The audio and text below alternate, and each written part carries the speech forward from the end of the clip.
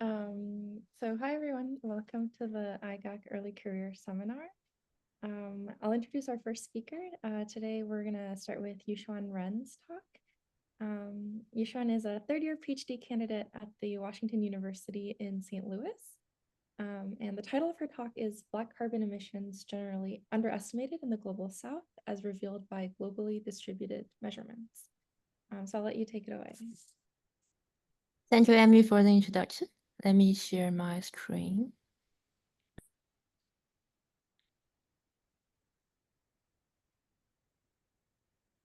Cool. Can you see the slides? Perfect. Hi, everyone. I'm Yuxuan, a third-year PhD student at Washington University in St. Louis. My research focuses on analyzing aerosol chemical composition using a combination of in-situ measurements, satellite observation, and global models. Today, I'm really excited to share how this globally consistent approach provides valuable insights, specifically how it reveals that black carbon emissions are generally underestimated in the global south. So first, what's black carbon? Black carbon is a distinct carbonaceous material resulting from incomplete combustion. Black carbon contributes to the radiative forcing of climate by absorbing solar radiation, influencing cloud processes, and also reducing snow albedo after deposition. Black carbon is also associated with the adverse health impacts, including increased risk of cardiovascular and respiratory disease and the cancer. So black carbon primarily originates from residential fuel combustion, diesel engines, industry, and open burning. However, estimating global black carbon emissions in the bottom-up inventories is highly challenging due to data limitations, particularly for the residential and industrial sectors in developing regions. For example, residential heating and cooking rely heavily on the burning of wood, crop residue, and charcoal. However, tracking their consumption is highly challenging, and the emission factors are highly dependent on burning conditions and often fail to capture the inefficiency of the real-world combustion. Moreover, in the global south, evaluation of black carbon emissions is limited due to the lack of reliable long-term black carbon measurements.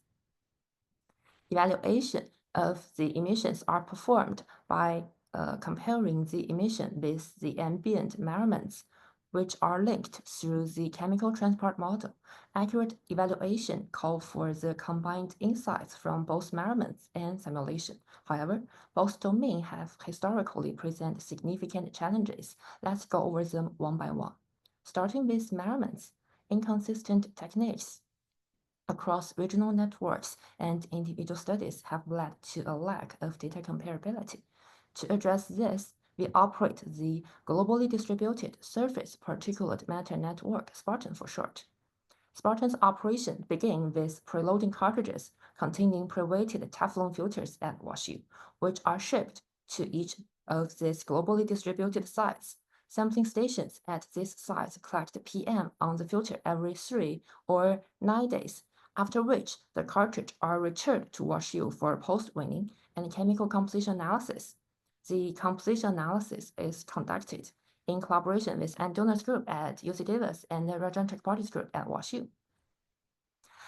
This process begins with the non-destructive optical techniques, including the hybriding integrating plate and sphere HIPS for black carbon, Fourier transform free spectrophotometer FTIR for organics, UV visible spectrophotometer UV-vis for the black and the brown carbon, as well as the X-ray fluorescence for XRF for the trace elements.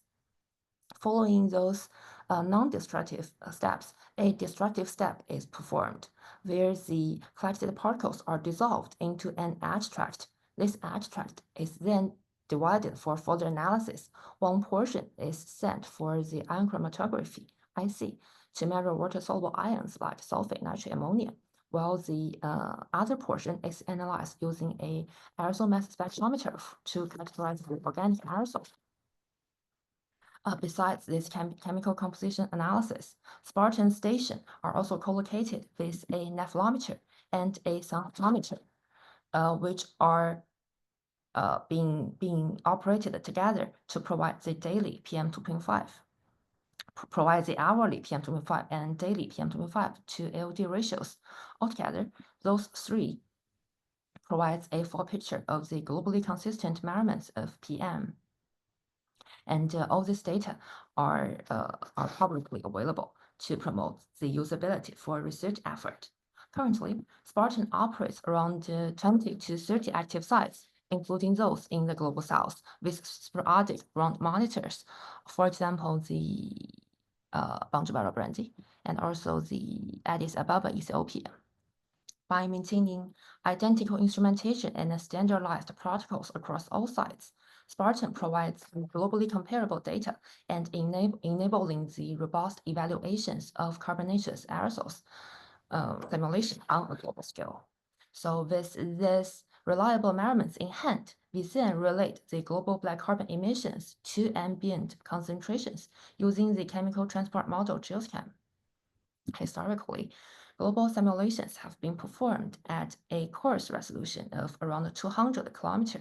This coarse resolution leads to artificial dilution within grid cells and introduces representativeness bias when comparing grid averaged model outputs to the point-wise localized measurements. To address this, recent advancements in GeoChem in its high-performance configuration GCHP have enabled simulation with a relatively smaller a grid cell, which is the fine resolution. We can see on the right, the top panel shows the simulation with a grid cell of around 200 km, while the bottom one is performed with around 25 km resolution. You can see that this final resolution enables the more detailed characterization around the local source. So whenever we compare a point measurement with the model average, this fine modeling capability allows for the better connection between the global emissions and the localized point-wise measurements. Therefore, we then move to the evaluation of global black carbon emissions using Spartan. Spartan incorporates three non-destructive methods for black carbon, including HIPS on the x-axis, FTIR on the y-axis in panel A, and UVVs on the y-axis in panel B. We find high consistency here in black carbon concentrations determined by these methods, indicating the reliability of black carbon measurements within Spartan. So for the following analysis, we use the HIPS black carbon for evaluation of the emission. And we apply the FTIR and UVVs data for intercomparison with HIPS black carbon. This is because of the relatively greater number of samples for HIPS and its broader usage. And this study includes more than 2,000 filters from 22 Spartan sites collected between 2019 and 2023. The sampling period and the number of samples for each site are summarized here. As just mentioned earlier, the differences in representativeness between measurements and simulations arise from comparing a point measurement with an area average. To examine this potential bias, we perform the GCHP sensitivity simulation at the finest available meteorological resolution of around 10 km, which is on the y-axis in panel A and B, and compare black carbon concentrations with those from simulation at around 25 km resolution. We can see there's a high degree of consistency between black carbon concentrations, indicating that comparing black carbon simulations from the 25 km resolution with a point measurement would have the similar results as using a 10 km resolution. Therefore, this high-resolution modeling capability allows for the better connection between global emissions and localized point-wise measurements. All right, after addressing those issues, we are now ready for black carbon evaluation. To briefly recap, we have multi-year measurements from Spartan and additional complementary sources. We have the GCP simulation at the 25 km resolution for 2019 using the community emission data system SEDS.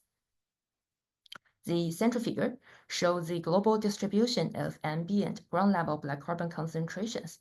Spartan and additional measurements are indicated by the colored circles and squares respectively, each surrounded by a concentric circle or square indicating the local coincident simulated concentration.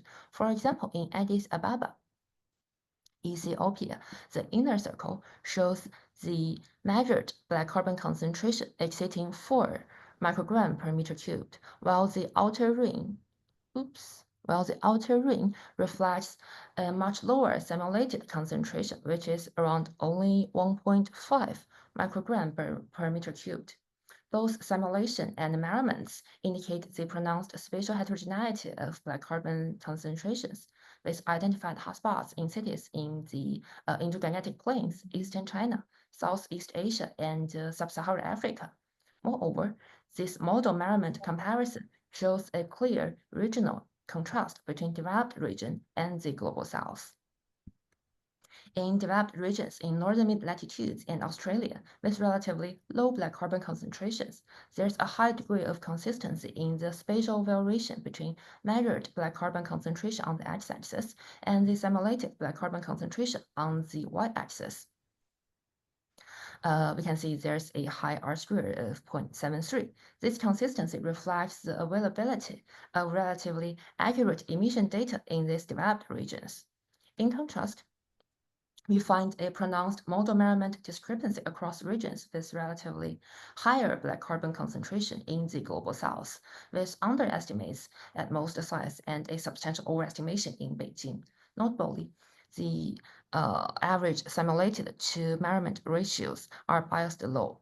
It's around 0.25 for Dhaka, Bangladesh, 0.3 in Addis Ababa, Ethiopia, 0.4 for the Ilorin, Nigeria, and around 0.5 for the Mexico City, Mexico. So this discrepancy is primarily attributed to the difficulty in collecting necessary data for estimating black carbon emissions. Black carbon emission in this region are dominated by diffuse and inefficient combustion sources, such as household burning of crop residue and charcoal, and open trash burning in the absence of refuse collection services and infrastructure. The misrepresentation or absence of these informal activities, as well as the use of dirty fuels, have been a persistent challenge, leading to pronounced underestimation at most sites. For example, in Dhaka, Bangladesh, the poorly regulated brick kiln and the burning of agricultural waste and coal dung are major contributors to the local black carbon emissions. In contrast to the underestimates at most sites, the simulation substantially overestimate Beijing. China has implemented a stringent clean air policy since 2013 and led to a dramatic decrease in the black carbon emissions, especially in Beijing, from 2012 to 2024. However, these reductions may not have been fully captured by the SADS emission inventory, which reports only around 30% decrease from 2012 to 2022, and around 3% decrease from 2020 to 2022 in the total black carbon emissions across China. And our main analysis used the SADS emission inventory. We further test how other widely used global anthropogenic emission inventories affect the discrepancy we observed in the global south, as shown in panel B for the Al Gore emission inventory, and panel A for the Al Gore emission inventory, and panel B for the HTAP emission inventory.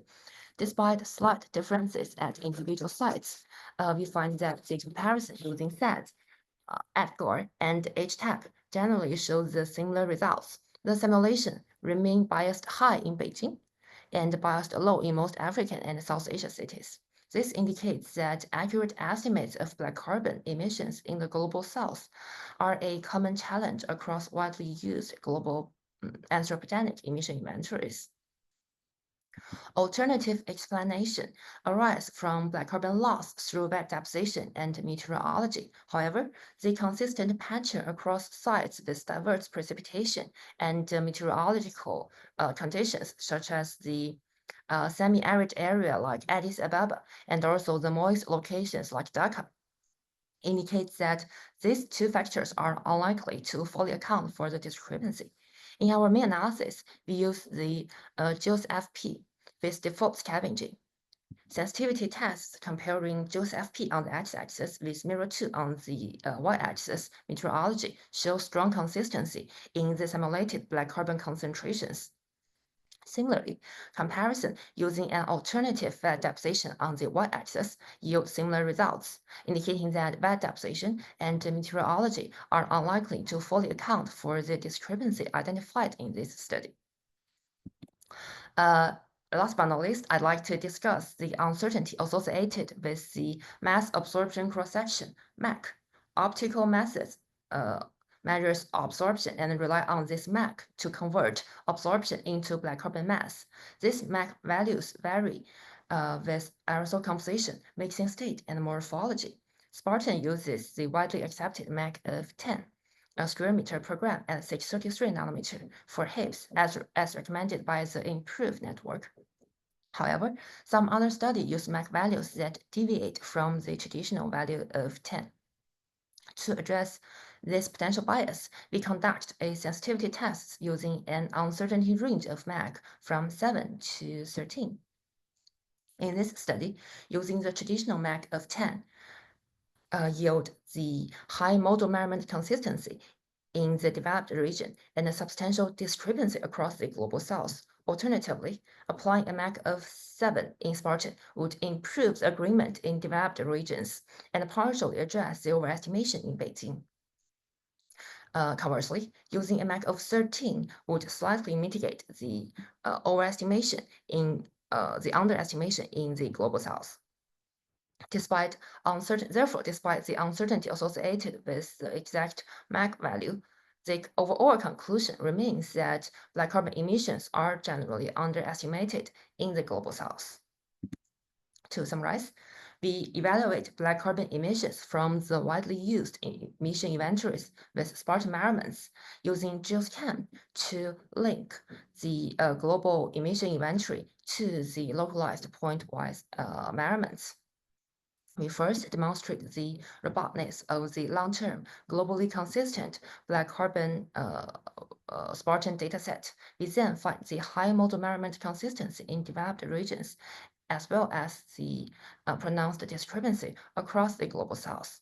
This consistent and substantial underestimation in black carbon at most global south sites stressed that the radiative effect as well as the health impacts of black carbon may be larger than previously expected, which highlights the continued importance of the black carbon mitigation efforts with potential co-benefits for both the climate and also health that deserves further investigation. And finally, I'd like to give a big thank you to the amazing Spartan group. Now this would have been possible without the dedication of each site operator. I also thank the JustCamp support team, ACAG lab member, and our funding agencies. This concludes my presentation. Thank you for your time, and I'm happy to take any questions or comments.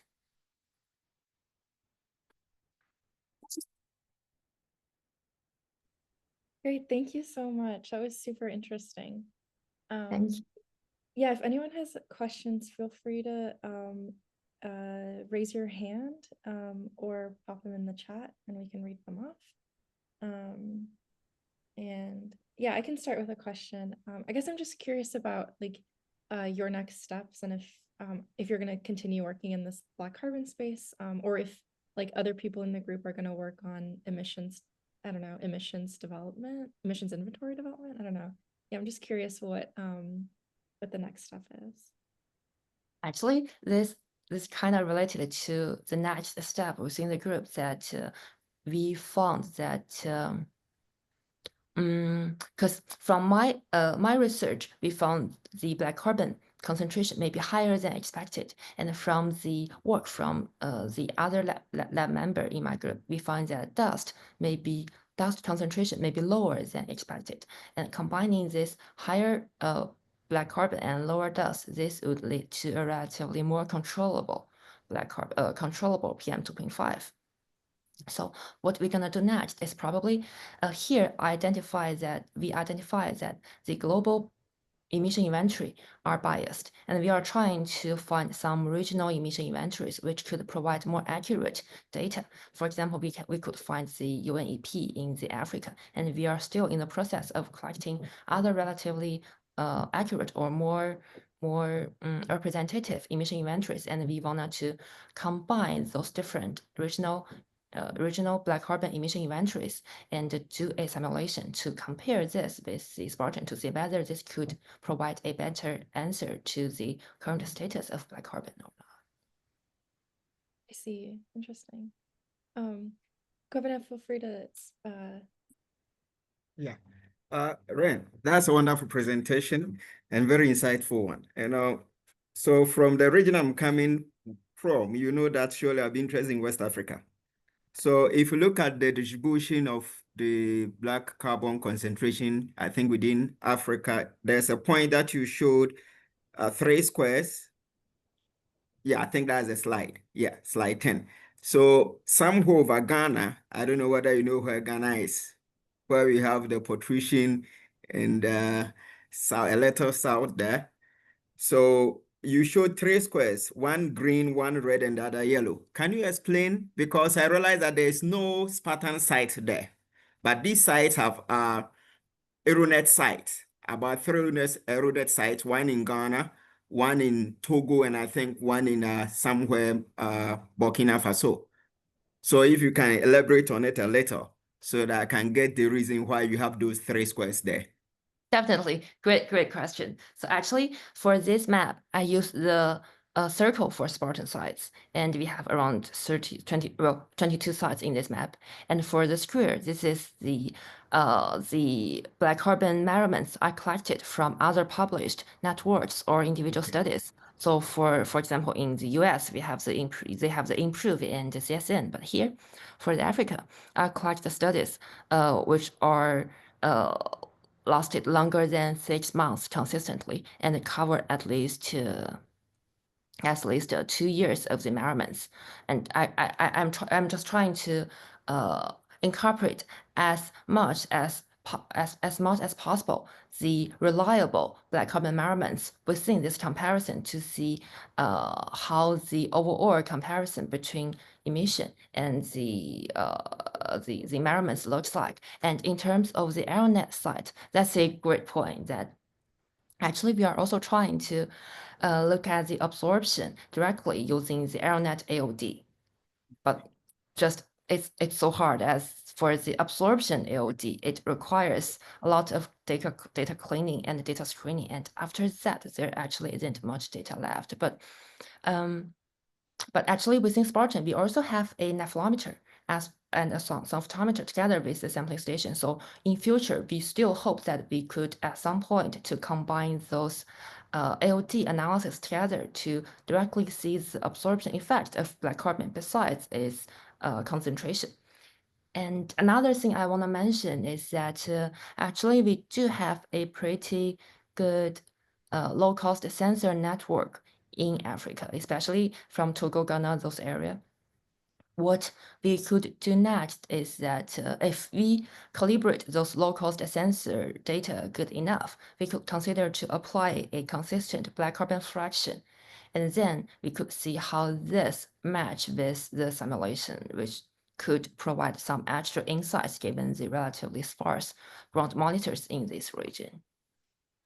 Okay. Thank you. Thank you. we can do one more question, if anyone has one.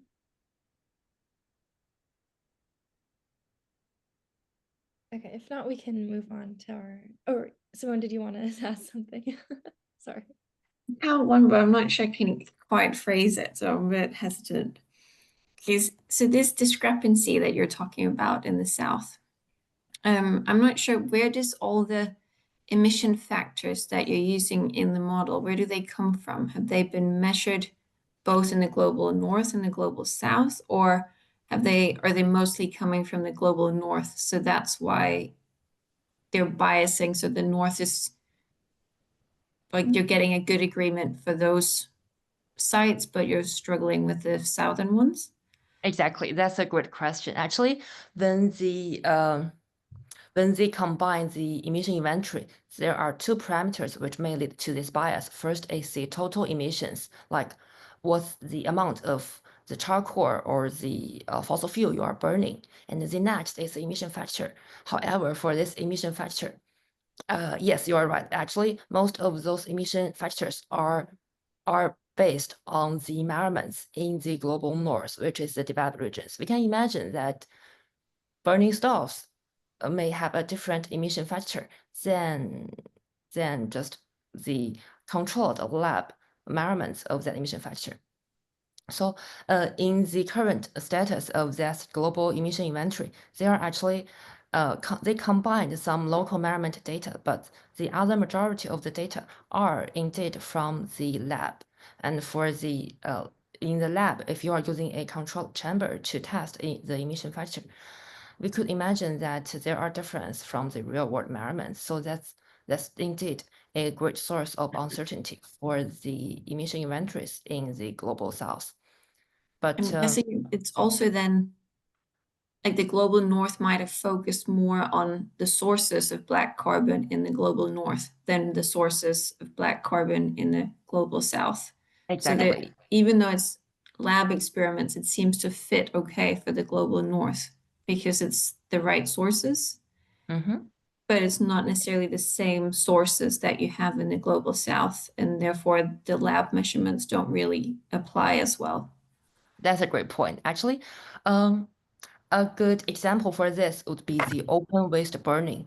I can see that in recent years of the global emission inventory, they are trying to incorporate or has more emissions coming from this sector, open waste burning. However, we still think that this is not good enough to fully represent the conditions in the global south. But yeah, I can tell that we are trying our best. Thank you. That was very interesting. Thank you. I have one question here. Mhm. This is just a contribution. When you come to the global south, let's take Africa, for example, and most of the areas around the globe where we are based on the monsoon kind of rainfall. Now, before the onset of rains at the pre-monsoon season, most farmers, especially in Africa, practice what you call slash and burn. So in order to prepare their farms, they burn the bushes. Now, did you consider seasonal analysis or seasonal assessment to ascertain the contribution of this period to the global concentration you had from the black carbon? Great question. Yes, I did. I did compare the monthly emission, well, actually monthly simulation to the monthly average measurements. However, I actually didn't identify a very significant seasonal trend in this global south, and I assume those are also attributed to the deficiency of the emission inventory, like it's because that the emission inventory may not have been really good at capturing the seasonal trend of this emission, which led to the lack of the seasonal variation in the simulation, which is not in accordance with the measurements. Okay.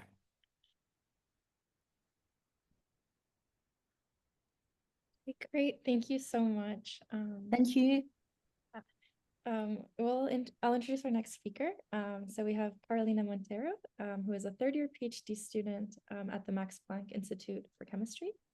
And she'll be telling us about nitric oxide and ozone measurements taken at the Amazon Tall Tower Observatory. So please go ahead, Carol. Hello, everyone. I'm Carol, and I will try to present you a little bit about what you're doing at ATO, our site at the Amazon forest. So yes, so I will show you today a data. So it's nitric oxide and ozone mixing ratios above the canopy, more specifically at 38 meters. Oops. I cannot pass my, okay, now it's working, sorry. So just to give you an introduction about the topic, because I do not know your background and maybe you'll be a little bit confused.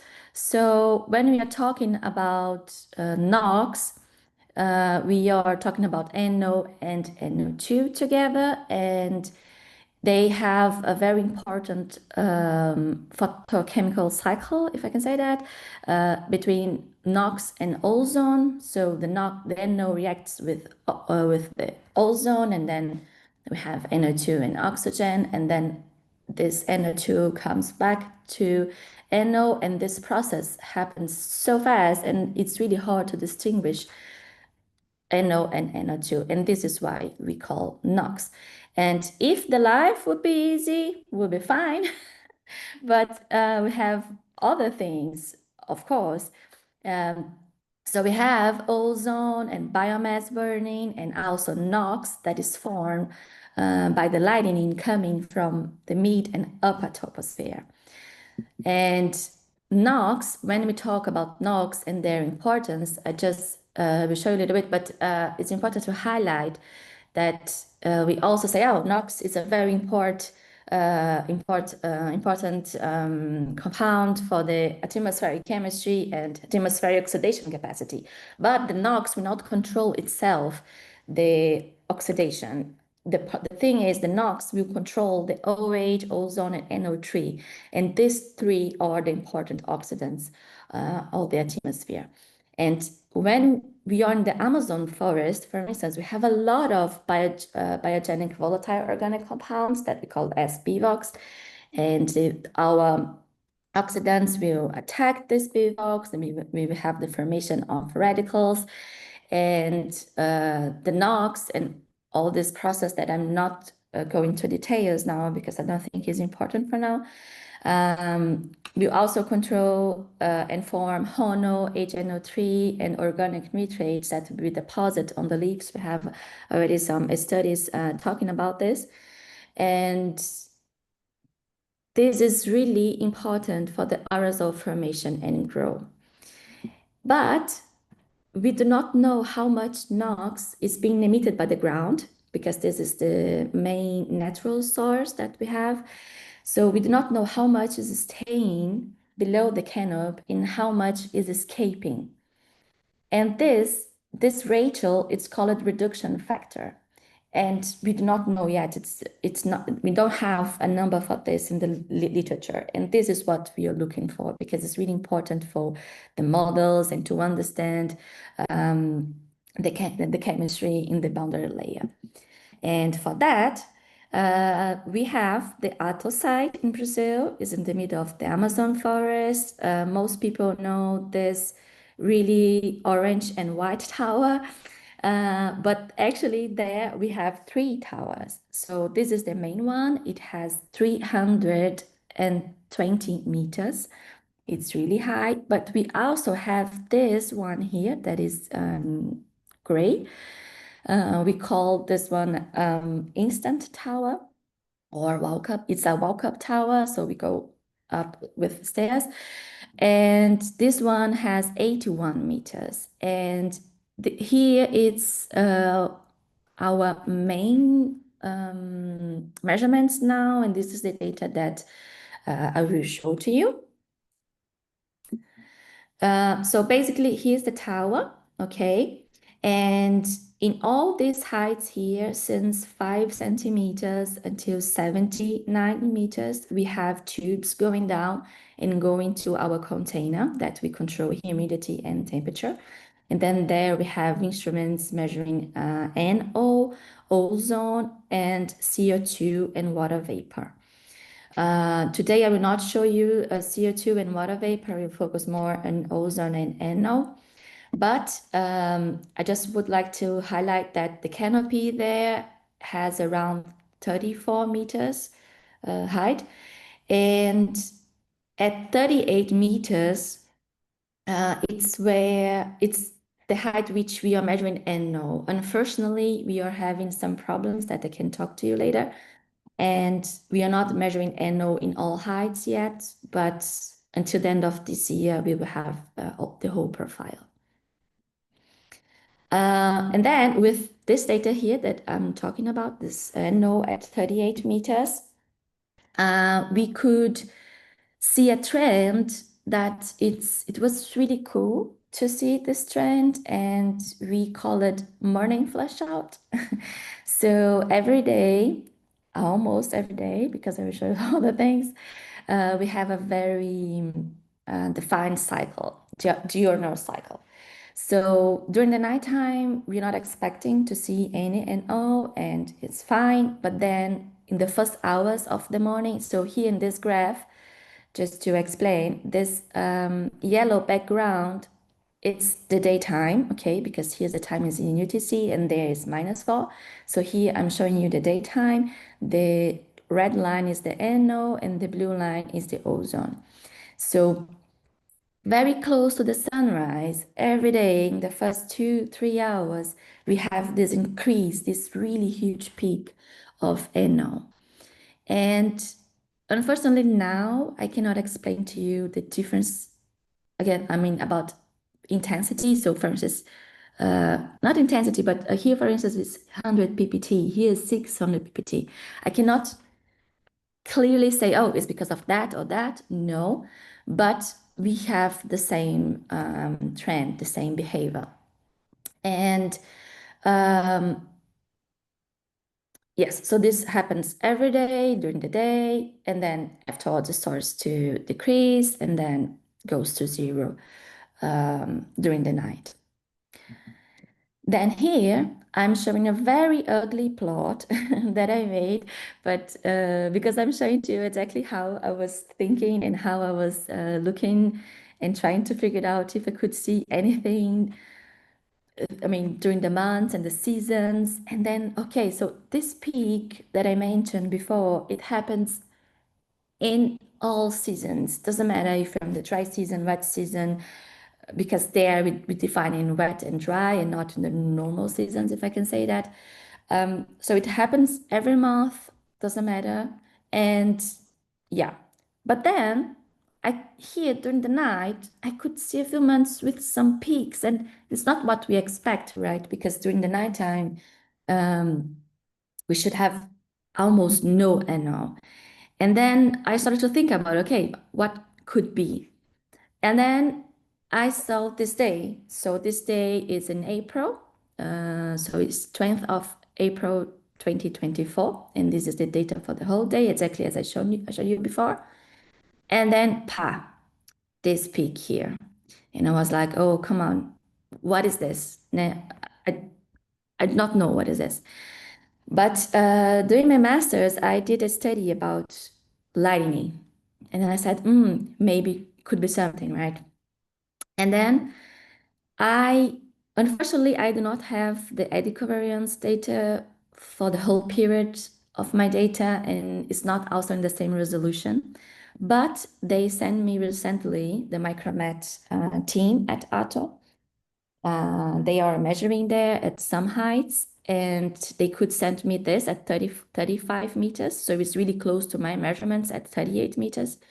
So here, together with the peak that I mentioned, I just plot the direction of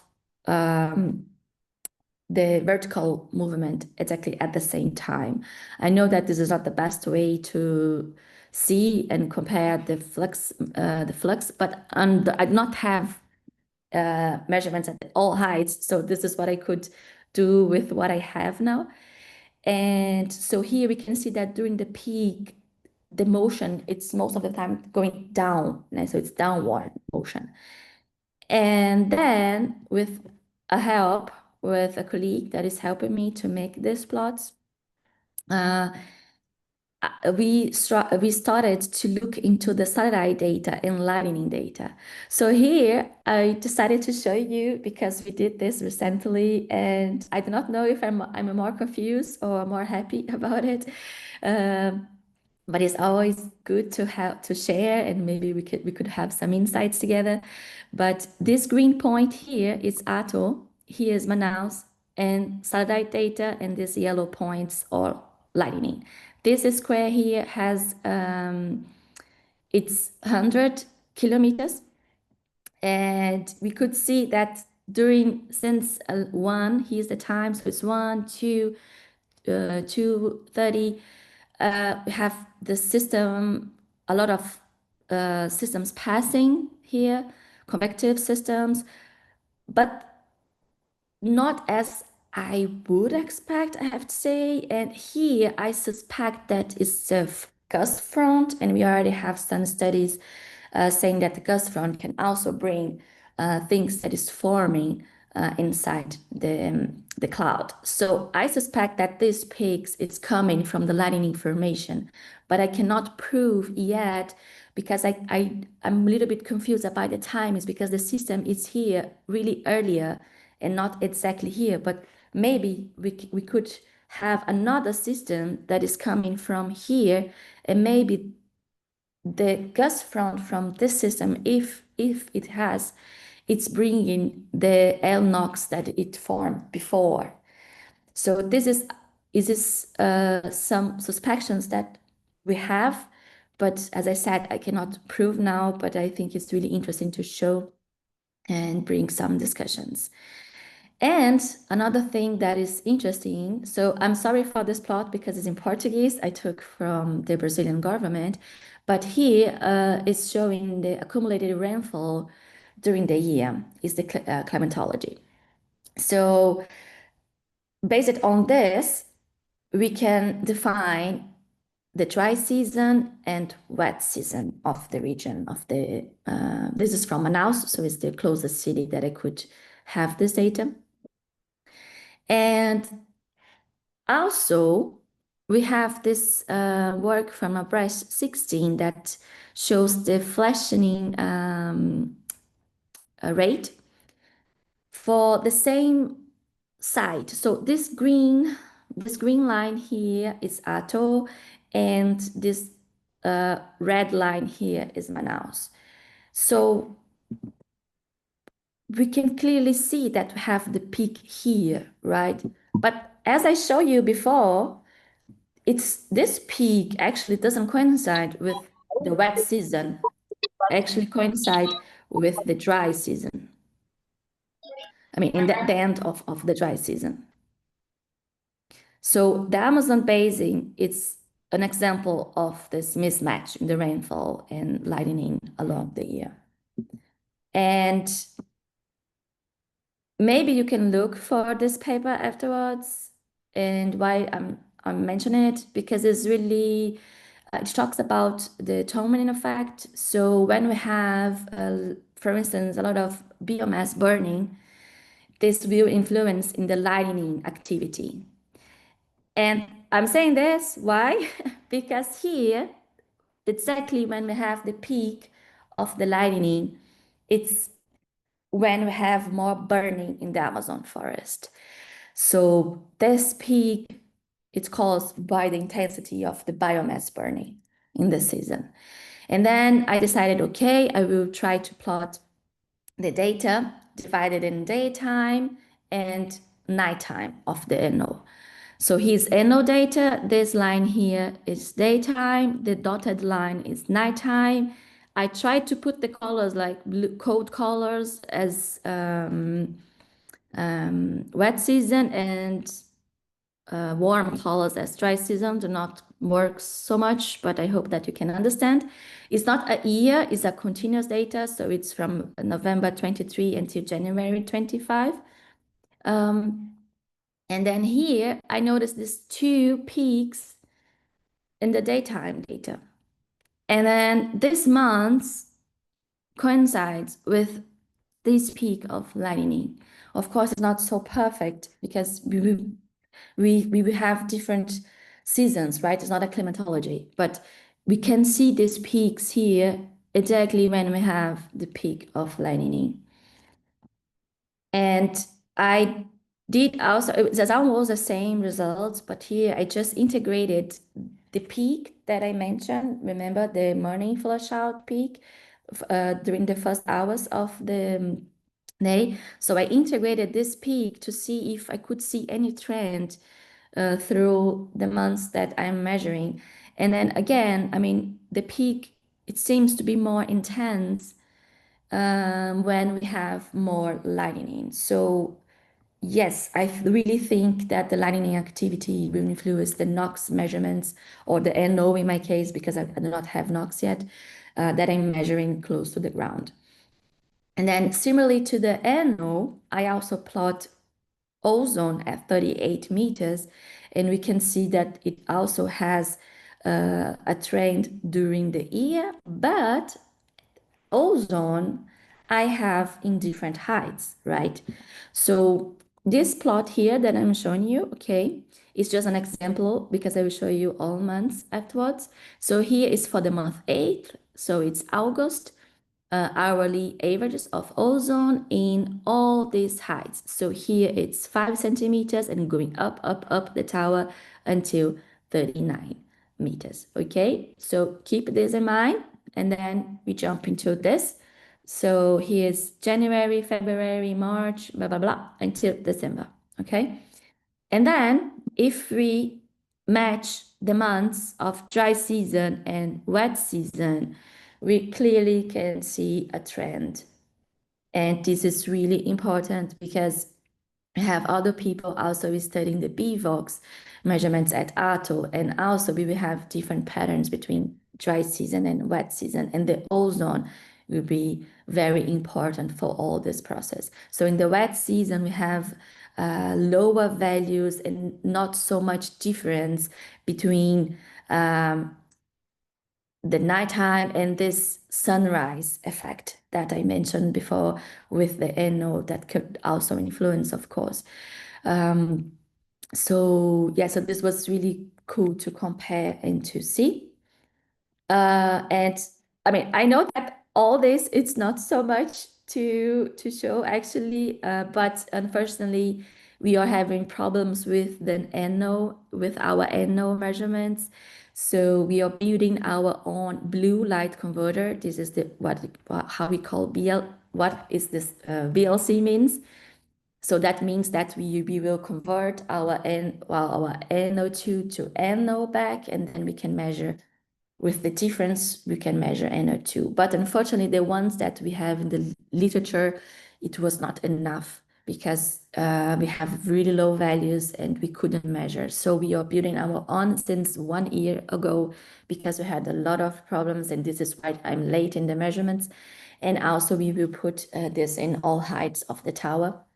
And then this will be ready for sure in the end of the month because we have some shipment going now. And also we will measure nitrates with this thermal decomposition unit.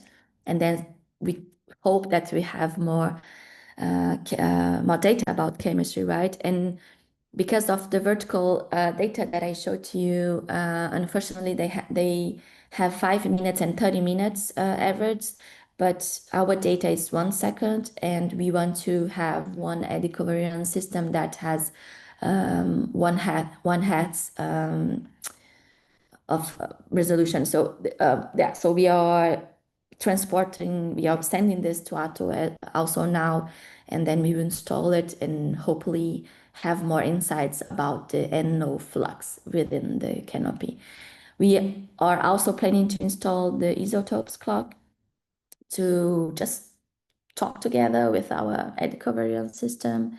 And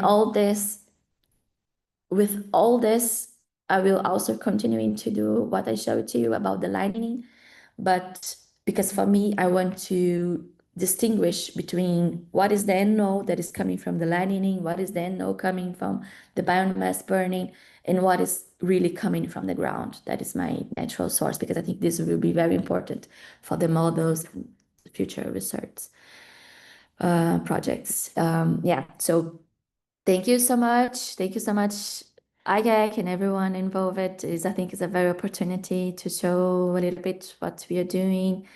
Of course, my institute and Lab Nuvens that I'm having a lot of help for them.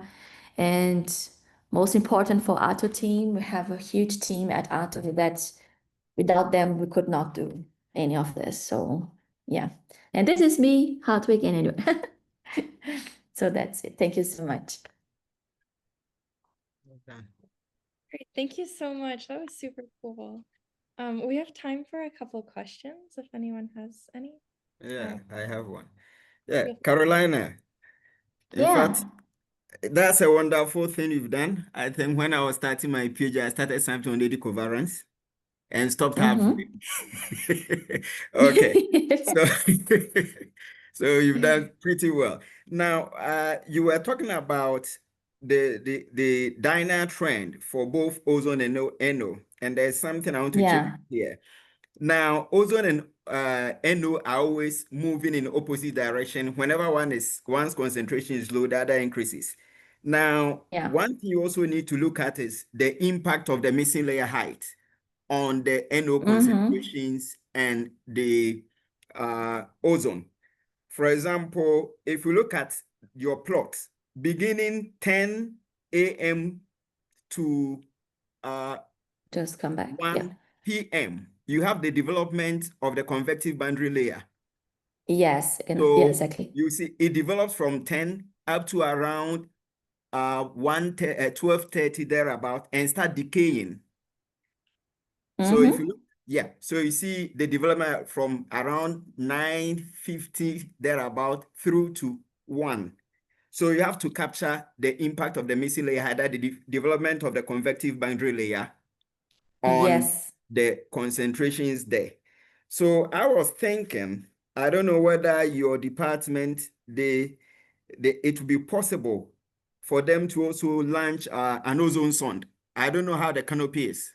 If the canopy is too thick, then they cannot launch an ozone sonde, so that they can also get the vertical profile very well, because you showed one tower which had the sensors placed on them, and it's more representative of a column.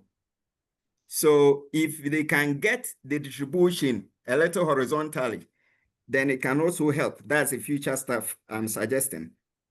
Then the effect of temperature inversion on some of these concentrations, I don't know whether you plan considering them, but temperature inversion also affect the chemistry of these ones, because you were looking at photolysis in the beginning, and you know temperature also have effect on this kind of photolysis. So your work is interesting. I'll be glad if in future you can include these ones in your work. Well done.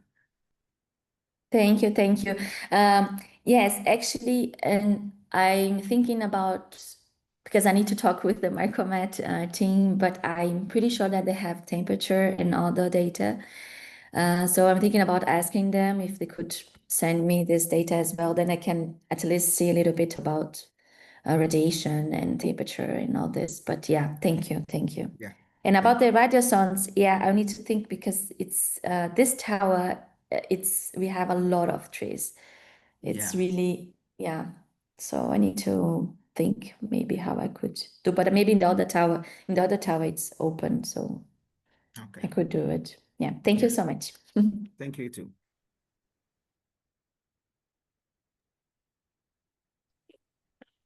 Anyone else, or?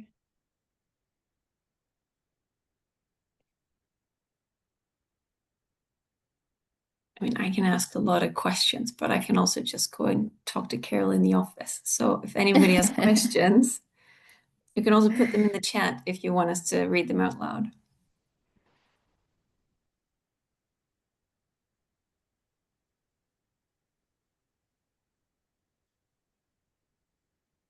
But I would say, Carol, temperature inversion is a very good place to start.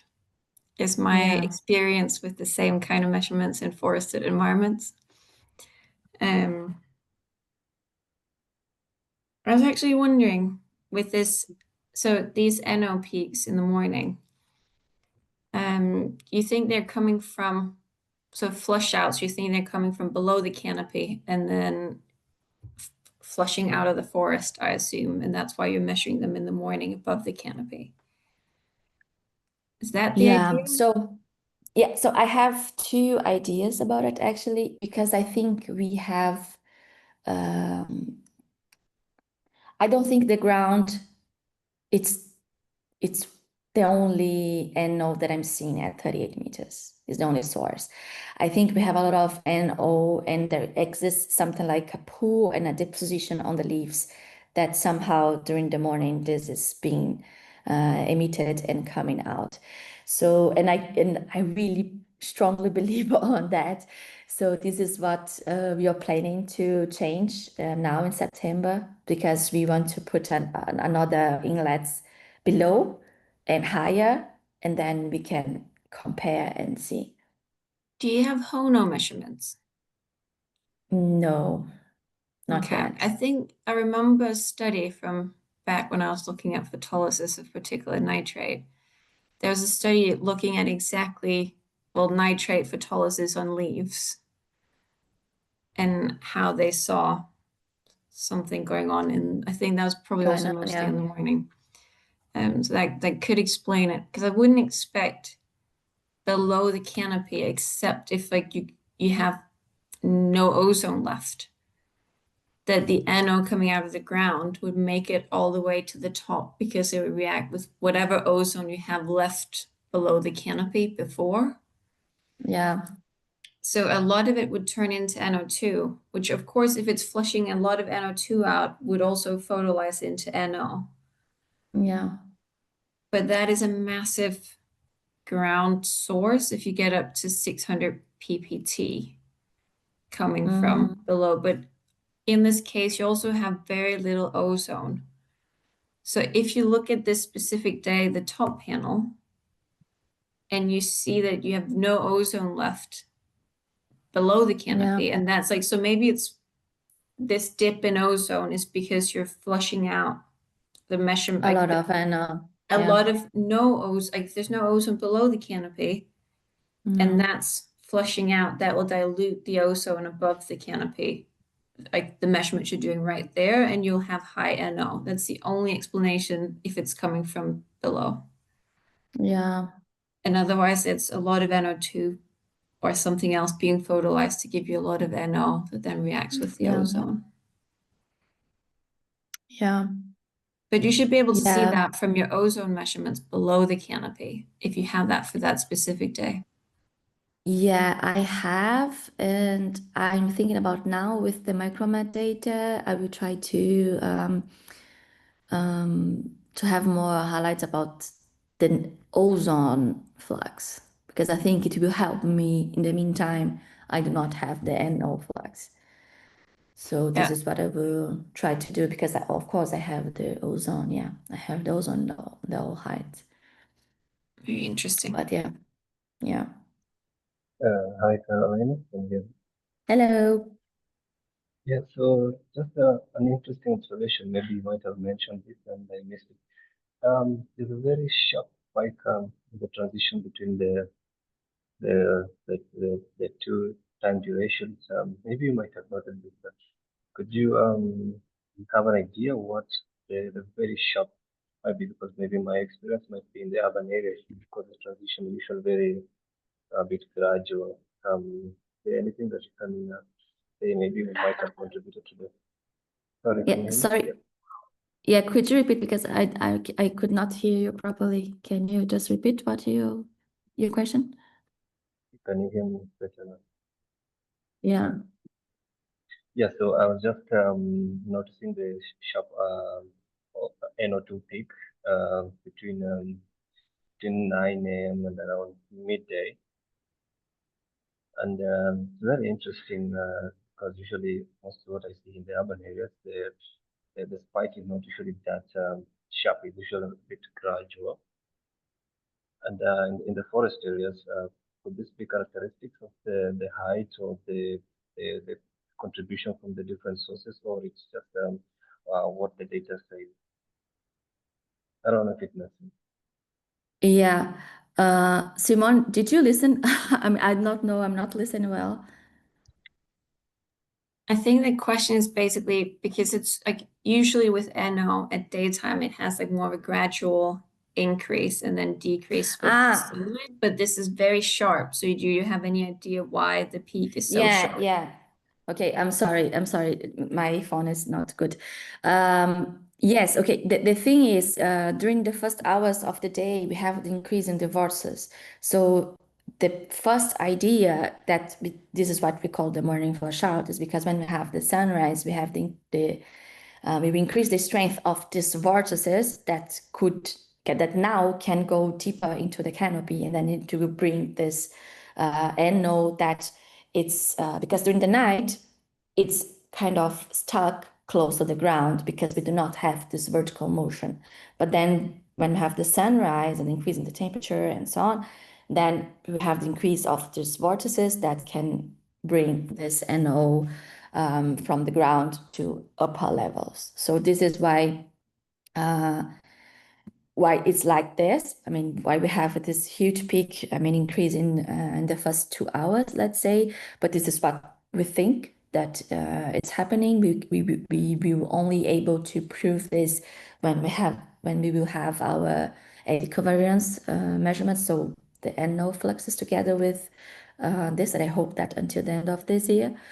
But yeah, and then, I mean, during the rest of the day, we will consume this NO, right? We will not have so much NO because the NO, the peak is because they were accumulated there. And now during the day, we have also the increase in the boundary layer. So they're not only strapped close to the ground, you know. I do not know if I could explain good. Yeah, it's quite clear. It makes sense because I was trying to draw a comparison because what I see in the urban areas, almost do similar thing in the urban areas, and it's the behavior is quite different. I think maybe it's because of the influence of the urban area morphology. So it's Yeah. Thank you very much. Good observation. Yeah, and the good thing is we will in the future. I have to say, in 1 year we will have the same measurements also in another forest, in a forest at Congo. So I hope that this will also give us more ideas about it. So let's see. I do not know if there is the same, right? You will see if you have this peak there as well. I do not know. I think with different ecosystems, maybe. I do not know. I hope that we will change something. Yeah, let's see. Carolina, there was Yeah. a similar work done in Ghana by one Italian institution. I think they did it in Ankasi Forest. So I will check the paper and forward it to you. I think it will be of help. So you can share It's your from who? email. Sorry? Ankasi Forest. They had a similar tower there. That's the one I wanted to use that I stopped halfway. Okay. Yeah. So Please send me. Yes, then I can read them. Yeah. William, you're laughing at me. Eh? Yeah. Yeah. Do you know the Congo Flux project? No, I've not heard of that one. Okay, they have also flux measurements there. It was their primary goal, but then now they're putting more things, and then they will put one instrument from us there because they also want the data. So yeah, it's a lot of they are facing a lot of problems, but Right. yeah. Okay. Hi, Carol. My name is Hello. it's a very nice presentation, but I have a question. I wanted to know about like how these you were talking about like ability canopy level. So how the VOCs that are emitted on the plants like ICP, how they are reacting with the like what are their interactions, and they might something like I heard about the secondary organic aerosols that are like produced by the creation, like interaction of the NO and the VOCs. Sometimes like the nature that emitted from the plants. So, do you have any like the study to that, like, the contribution of the NO with the VOCs, like at that time that you are? Yes, I'm sorry. I also could not hear you well, but I think I understood. You're talking about the BVOX measurements, right? Yeah. So luckily we have our colleagues here from Williams Group, and just last week they sent me some data. So I have now monoterpenes, terskiterpenes, zizerpenes, and other other Yeah, they are like compounds. very complex, like organic Yeah, compounds. yeah, but the thing is, they have only 5 months that we have data together because their measurements stopped in March 24, and my measurements started in November 23. So we have only 5 months that I will be able to compare and check. So let's see what I can do. But I hope that Okay, I so can in give me some future, like highlights. maybe you would work on that, like if, like you see the major impact of that, you see if they are interacting with it, and that can be. Yes. Sorry. Could you please repeat? Yeah, I'm just saying, like if they are VOCs that are maybe interacting like in a major percentage, so that might be like some effect that we see in future in research. Okay. If you are Yeah. Yeah, sure. Yeah. okay, thank you. Thank you so much. Great. Thank you both to our speakers today. And so, yeah, we're always looking for new folks to share their research. So if you want to self-nominate for one of these seminars, feel free to email us. I can put our email in the chat. And then we're also always looking for folks to give or write a perspective piece for the newsletter. And if you'd like to do that, feel free to email us as well. But yeah, since we're a little bit past time, we'll just end there, but feel free to email the speakers with any more questions that you have.